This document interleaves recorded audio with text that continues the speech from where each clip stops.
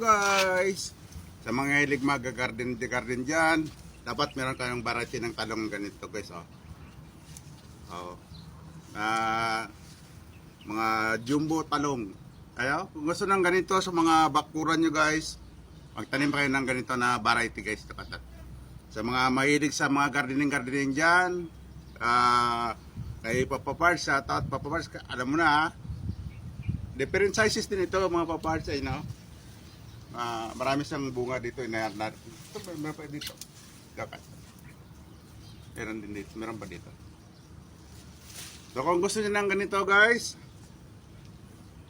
dyan lang sa baba yung link. Just click the basket guys.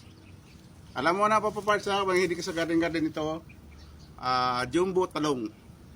Hindi lang puro patula yung tinatanim. Thank you for watching guys.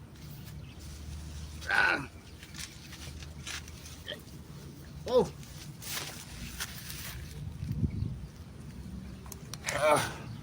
Jumbo talong talaga ito eh.